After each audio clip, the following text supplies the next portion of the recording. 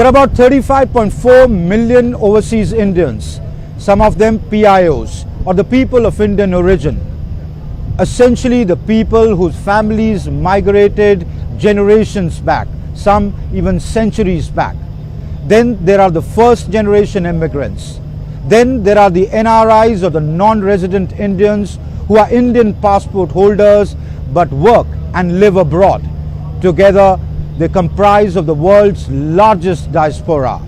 They are just a handful, only 2.5% of India's total population, but they punch much above their weight, contribute 3.5% of India's GDP. Not just that, they are the soft power that boosts India's image globally. Hello and welcome to this special show on overseas Indians. I'm Amritpal Singh. To engage with them, to further ties with them, the Government of India for the past over 2 decades has been organizing the Pravasi Bharatiya Divas. This year's PBD was held in Odisha's capital, Bhubaneswar. In order to celebrate the contribution and achievements of the overseas Indian community to the development of India, Pravasi Bharatiya Divas is celebrated on January 9. The day also commemorates the return of Mahatma Gandhi, the greatest Pravasi from South Africa to India in 1915. This time, India's eastern coastal state of Odisha hosted the 18th edition of Pravasi Bharatiya Divas in its capital city, Bhubaneswar, known as the Temple City of India. The theme was Diaspora's contribution to a Viksit Bharat, or developed India.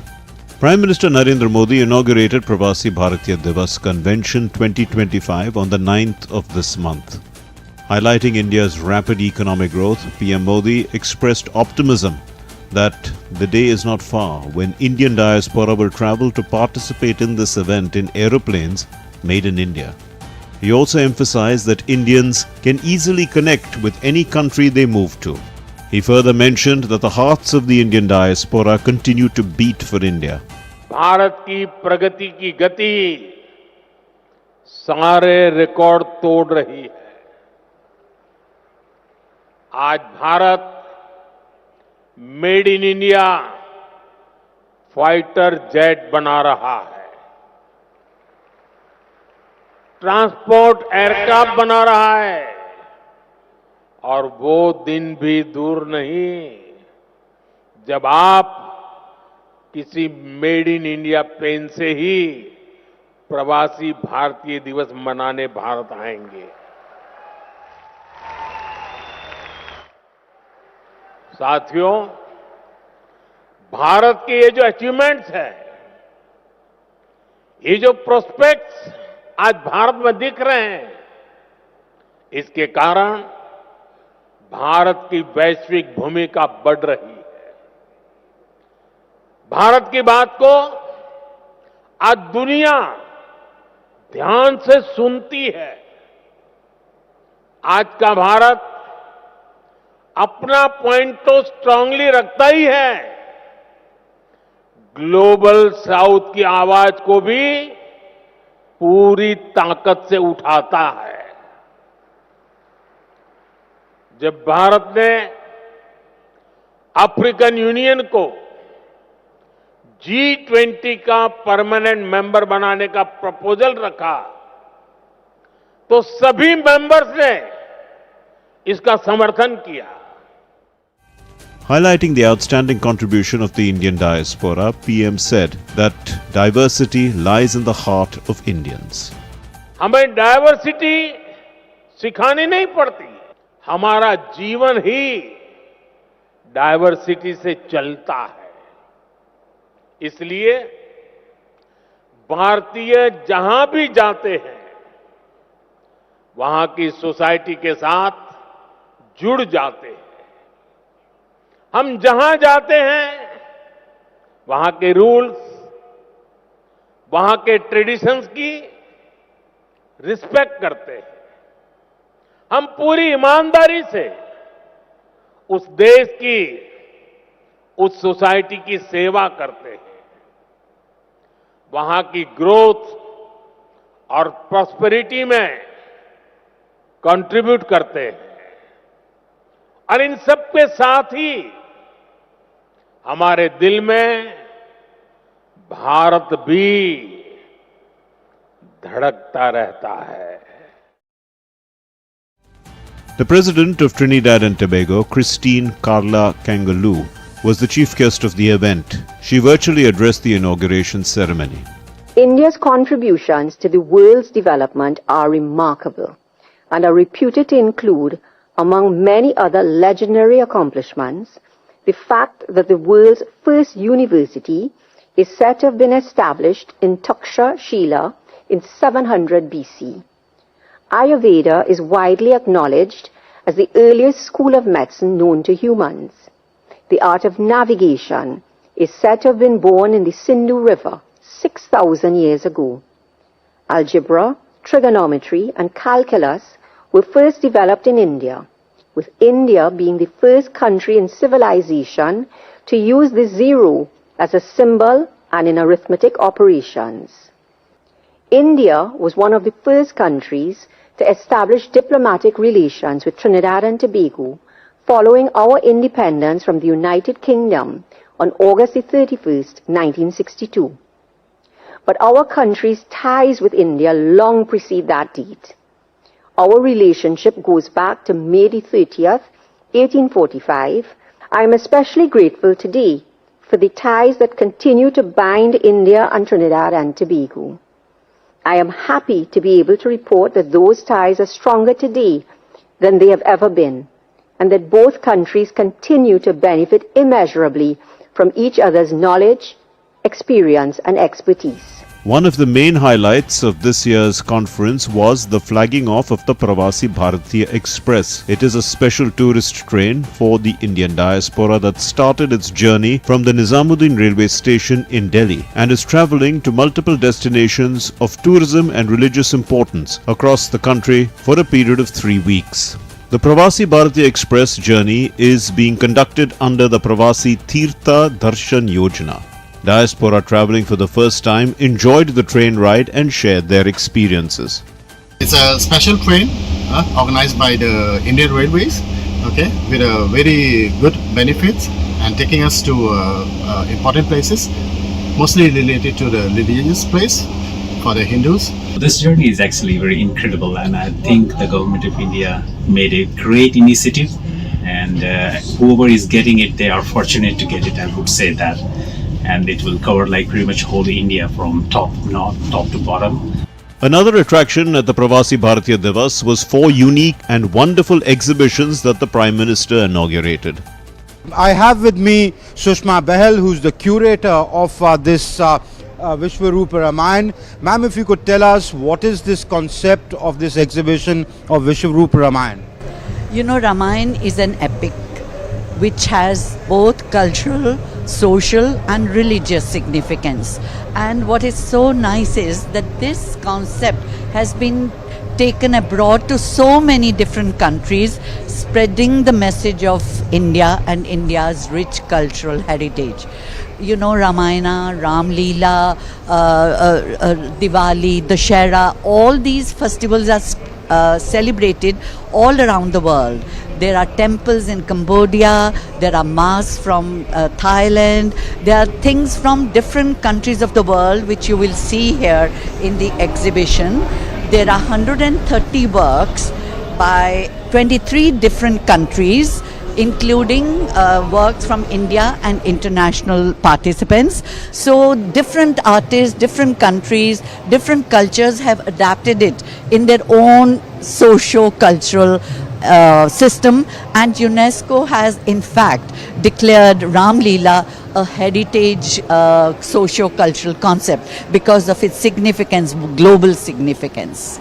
Another exhibition displaying diaspora's contribution to technology and Viksit Bharat showcased the contributions of the Indian diaspora to the development of technology in the world. The theme of the 18th Pravasi Bharatiya Divas is contribution of the diaspora to Viksit Bharat or developed India. One of the exhibitions that the Prime Minister inaugurated at the Pravasi Bharatiya Convention in Bhubaneswar was the Viksit Bharat Diaspora's exhibition. I have with me the curator of this exhibition, Dr. Masuma Rizvi. Dr. Rizvi, what is the concept of this exhibition? The concept of this exhibition is the diaspora contribution to Viksit Bharat. You can see this beautiful installation here. This installation is the lens. It is the world view today through the lens of Bharat. This lens showcases how the world view has changed to being the view of Bharat. As you walk around, you will see this beautiful tapestry which has been done by the local Oriya artisans. It showcases and celebrates the entire travel vahanas of our country. Please see this wave, this beautiful wave that you see here. It talks about how our diaspora have gone from their nations to various countries and spread our culture. Dr. Rizvi, I find this particularly interesting, this world map with India in golden color. What are you trying to depict here? This world map showcases how the vision of our Honorable Prime Minister is going to take our country back to its golden Sone Ki Chidiya era. A special exhibition showcasing the historic journey of Indians who have settled in Oman for centuries was displayed at the conference. This exhibition showcased rare documents of people who had migrated from Mandavi in Gujarat to Muscat in Oman.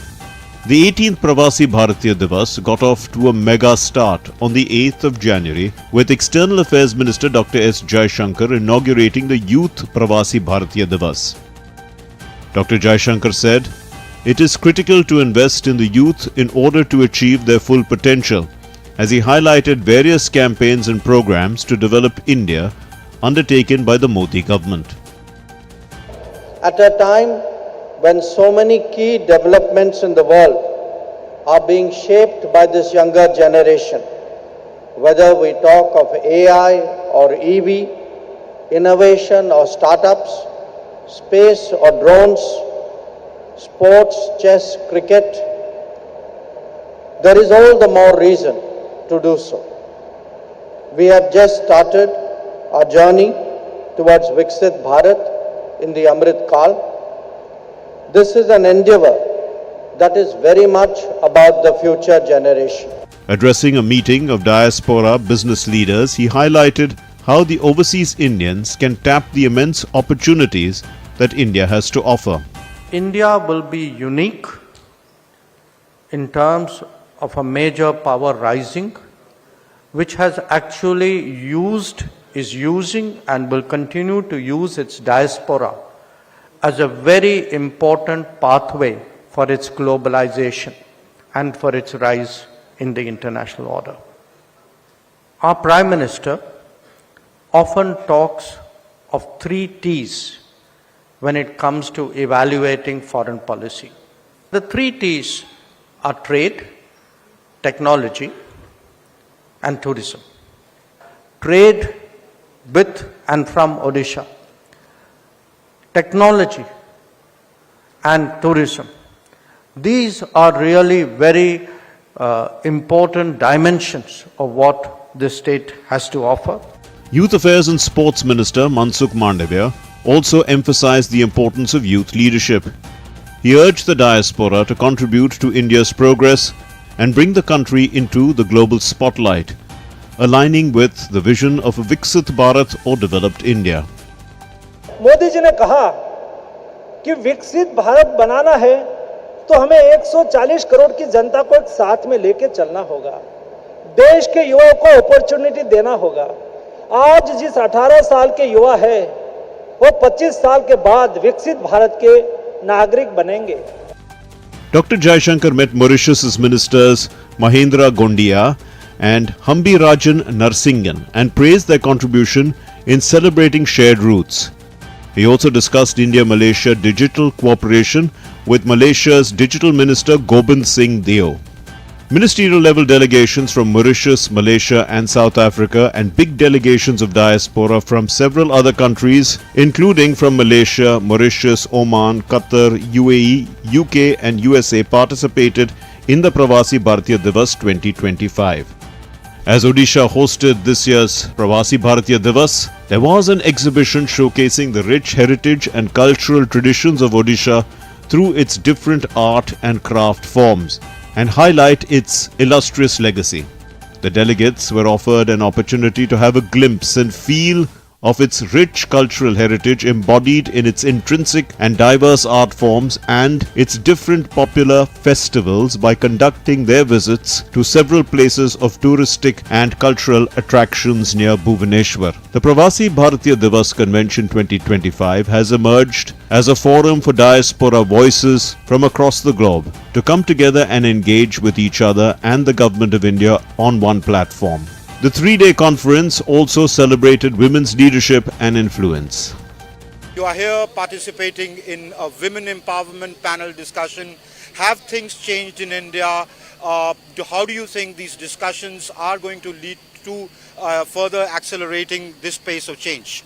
I think many things has changed in India. Now, recently we have seen a huge development in India. But if I look back in when I was young and when I was living in Norway in 80s, the only role model I had, women in leader positions, it was Indira Gandhi. We hadn't any female prime minister in Europe. So for me, Indira Gandhi, our goddesses, we have so many strong women in our country. And now I love this thought of... Apart from Margaret Thatcher of Britain. Yeah, but I came later on. Okay. So when I was young, and in 2010, I was looking for females as a CEO in tech industry in Norway. There was no one. But in India, we had 8 women in different positions, as top leader positions in Capgemini, Google, Facebook, and so on. So for me, India has been the place where I can find role models, where I can get inspiration. So I think we have been on the right path. When you look back at India, when you visit India, are things changing here and what needs to change more? Well, one of the things that I find increasingly the awareness that people have on IT, and also the fact that I think India is ahead of the curve in anything to do with IT. Take, for example, Prime Minister Modi has taken forward the Paytm or the UPI system all over the world, all over the Middle East. It has been introduced. I think what we need to understand also is, and I personally believe this, that India needs to increase the amount of safety for women. Okay, that is a global phenomenon happening all over the world. I live in Qatar. Qatar is one of the safest places for women and children. Safest. I mean, like, I've lived there for 24 years and I cannot tell you such. I wish the Indian government does a little more for safety. They're doing a lot for empowerment. They're doing a lot in the education field. They're doing a lot in the infrastructure, highways and things like that. Healthcare is taking up a lot of the space. Defense and technology, but I wish they increase the amount of safety. For example, increase the number of police women, increase the number of call centers for police women, even in small places. A special session on the theme titled Beyond Borders, Diaspora Youth Leadership in a Globalized World was held. As the Yuva Pravasi Bharatiya Divas was inaugurated by the External Affairs Minister and the Union Minister for Sports and Youth Affairs, Mansukh Mandviya, the conversation changed from the larger diaspora to how youth can be a part of India's growth story, how their aspirations, their ambitious aspirations can meet strong foundations as the government of India tries to engage with the youth, especially in the diaspora. I have 2 youngsters with me. So how do you think the youth can be part of the India growth story? I think the youth, I mean, inherently, because it's the people who are going to continue the future and take care of the rest of the future work that the country is working on.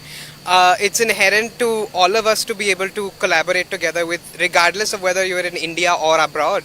So I think a forum like this is really helpful for all of us to improve the growth, because we'll be able to connect and make connections with the youth.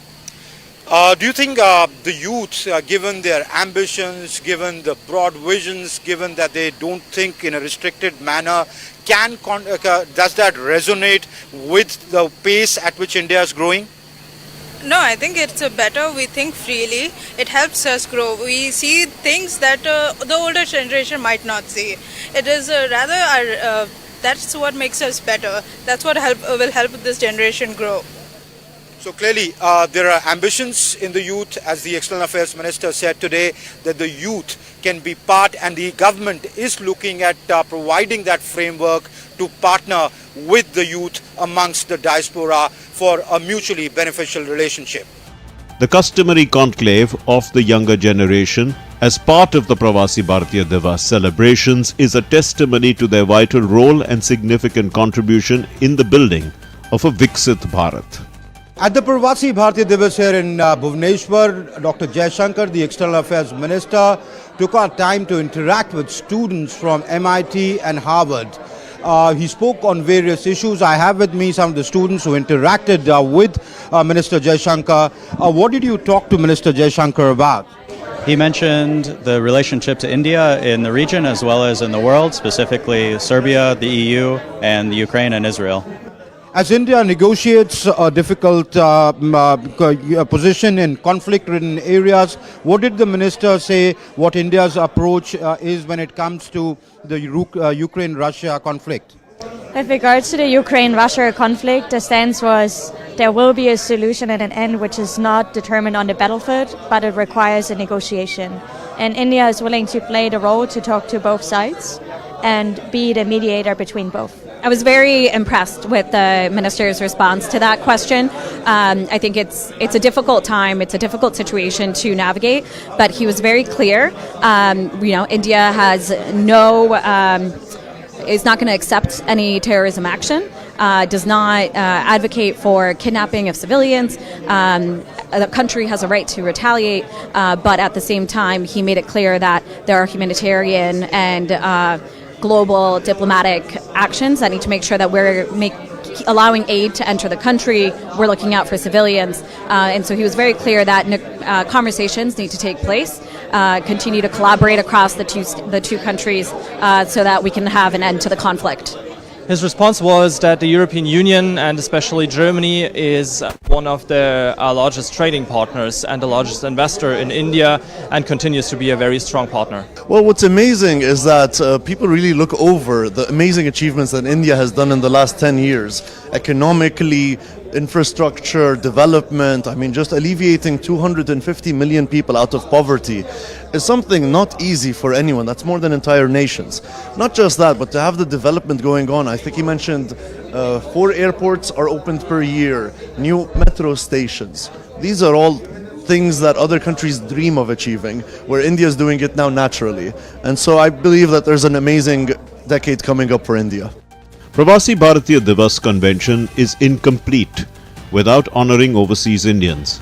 The President of India, Draupadi Murmu, conferred Pravasi Bharatiya Samman Awards upon the overseas Indians. These awards celebrate the invaluable contributions of the global Indian diaspora to society. The awards are conferred in recognition of exceptional achievements across various fields, including education, business, community service, science and technology, and public affairs. Addressing the valedictory session, President Murmu said, this year, 27 distinguished individuals from 24 countries representing the diversity and excellence of the Indian diaspora worldwide were recognized. These awards symbolize the enduring connection between India and its diaspora, celebrating their efforts to enhance India's global presence and reputation. I have with me one of the awardees, Atul Timornikar. He was awarded for his contribution in the field of education. So I'm extremely delighted to have been conferred with this award in education.